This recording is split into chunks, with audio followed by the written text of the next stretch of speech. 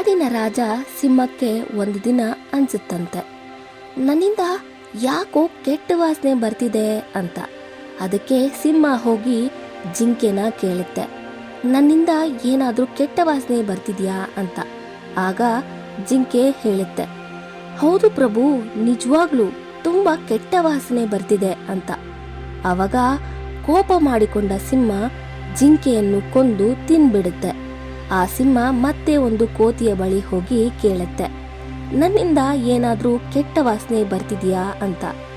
ಕೋತಿ ಹೆದರ್ಕೊಂಡು, ಇಲ್ಲ ಇಲ್ಲ ಪ್ರಭು, ನಿಮ್ಮಿಂದ ಏನು ಕೆಟ್ಟ ವಾಸನೆ ಬರ್ತಿಲ್ಲ ಅಂದ.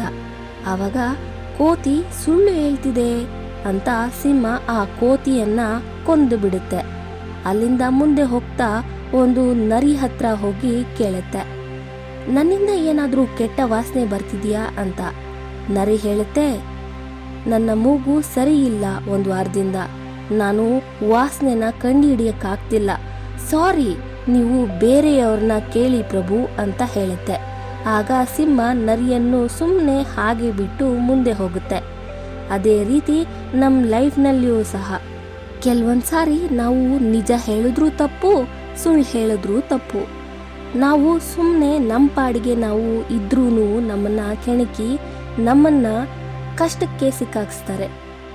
ಮತ್ತೆ ನಾವು ಯಾರ ಹತ್ರ ನಿಜ ಹೇಳಬೇಕು, ಸುಳ್ಳು ಹೇಳಬೇಕು, ಯಾವ ಸಂದರ್ಭ ಅಂತ ನೋಡಿಕೊಂಡು ಹೇಳಬೇಕು.